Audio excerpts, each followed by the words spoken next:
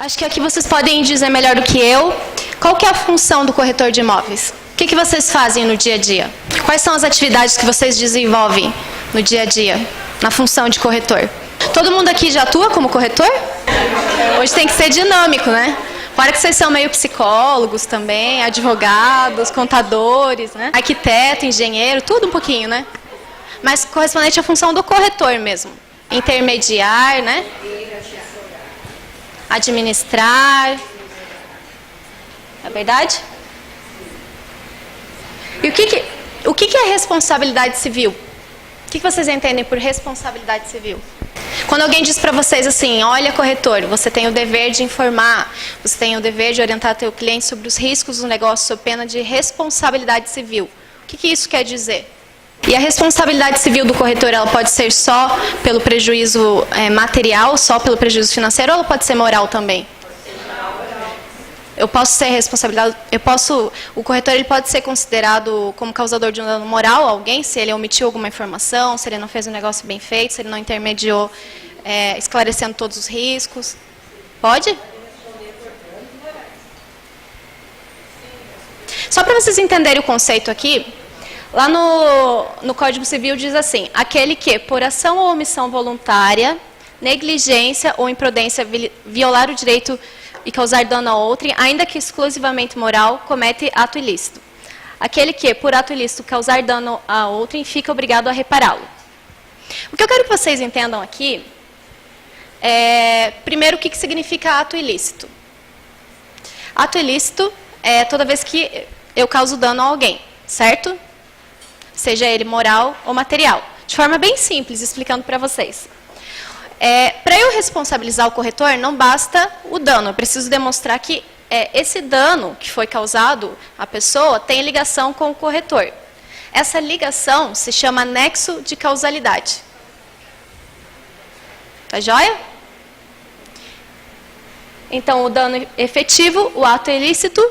O ato ilícito ele pode ocorrer por uma conduta comissiva, o corretor fez alguma coisa que causou dano, ou omissiva, ele omitiu alguma informação importante que causou esse dano. Tá bom? Então, toda vez que nós estivermos falando de responsabilidade civil, 3 elementos têm que estar presentes. Ato ilícito, nexo de causalidade, que é o quê? O que é o nexo de causalidade? Ligação entre o corretor e o dano. O ato ilícito, então, é a conduta, seja ela por omissão, ou pelo ato de fazer alguma coisa, pela comissivo, né? E o dano efetivo, que ele pode ser material ou moral. A responsabilidade civil, agora não só falando de corretor, mas falando de uma forma geral, ela pode ser objetiva. Entendam como responsabilidade objetiva que eu não preciso comprovar que aquele que causou o dano agiu com culpa. Que ele quis causar o dano. Eu só preciso comprovar que ele causou o dano. Tá? Isso acontece muito nas relações de consumo, eu já vou explicar para vocês. E a responsabilidade subjetiva, que eu preciso comprovar que o corretor ele agiu com negligência, imprudência ou imperícia. Eu já vou explicar para vocês essas 3 hipóteses. Quando a gente fala de responsabilidade civil do corretor, vocês acham que vale a regra da responsabilidade objetiva ou subjetiva? Será que eu preciso comprovar que ele agiu com culpa? Bom, toda vez que a gente fala de profissional liberal, essa regra da responsabilidade civil, ela vale para o médico, ela vale para o dentista, para demais profissionais liberais. Toda vez que eu falo de profissionais liberais, a responsabilidade ela é subjetiva. Eu preciso comprovar que a pessoa agiu com culpa. Essa culpa ela pode ser por negligência, imprudência ou imperícia. Tá? Quando nós estivermos falando de uma imobiliária, a responsabilidade dela é objetiva. Não adianta ela vir falar assim, mas quem fez isso foi o meu corretor, eu não quis causar esse dano. Não importa, eu só preciso comprovar que tem ligação com a imobiliária. Não me importa se ela agiu com culpa ou não. Ok? Mas quando eu estou tratando do corretor, a responsabilidade dele é subjetiva. Então, quando eu falo de responsabilidade subjetiva, eu falo que eu preciso comprovar o quê? Que ele agiu com o quê? Negligência, imprudência e imperícia. Na resolução do COFES está assim, no artigo 5º, o corretor de imóveis responde civil e penalmente por atos profissionais danosos ao cliente e que tenha dado causa por imperícia, imprudência, negligência ou infrações éticas. E aí no artigo 4º da resolução fala assim, cumpre ao corretor de imóveis em relação aos clientes. Olha lá a obrigação de vocês. Inteirar-se de todas as circunstâncias do negócio antes de oferecê-lo, apresentar, ao oferecer um negócio, dados rigorosamente certos, nunca omitindo detalhes que o depreciem, informando o cliente dos riscos e demais circunstâncias que possam comprometer o negócio, recusar a transação que saiba ser ilegal, injusta ou imoral.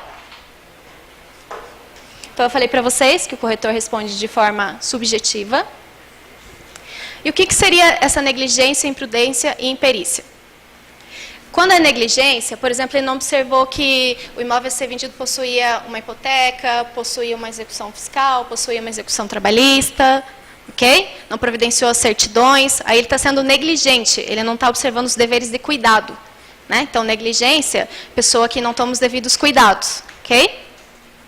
Imprudência, quando ele oferece um imóvel e não observa, por exemplo, um imóvel irregular, né? Que no caso é uma venda ilegal. E a imperícia, já vi isso acontecer na prática, quando, por exemplo, ele intermedia e não tem o curso de TTI. Então, na verdade, ele não tem essa formação técnica, ele não poderia exercer a função de corretor, então, portanto, ele é imperito. Tá bom? Falei ali para vocês, então, recomendar negócios sem as devidas cautelas, colocando em risco os clientes ou consumidores, não se informar bem de todas as circunstâncias do negócio antes de oferecê-lo, vender imóvel irregular e omitir informações importantes, as quais, se o cliente tivesse conhecimento, certamente não fecharia o negócio. Pessoal, eu já vi casos assim.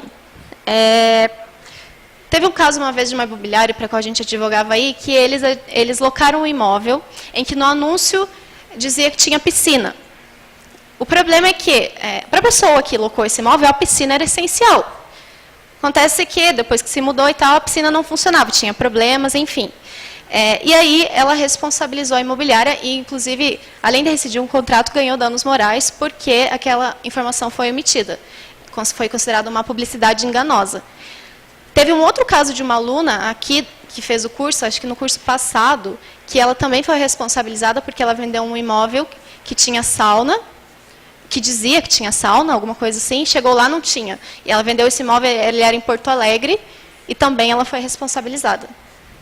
Então, por casos pequenininhos, assim, também teve mais um aqui na Fazenda Rio Grande, que ele comprou o imóvel na planta, chegou lá, tinha uma árvore no local que não podia tirar, por questões ambientais, e ele responsabilizou o corretor que não informou ele sobre isso. É responsabilidade do corretor informar? É. Porque se ele soubesse que tinha aquela bendita árvore lá, ele não teria comprado o imóvel. Então, vocês estão vendo a responsabilidade de vocês?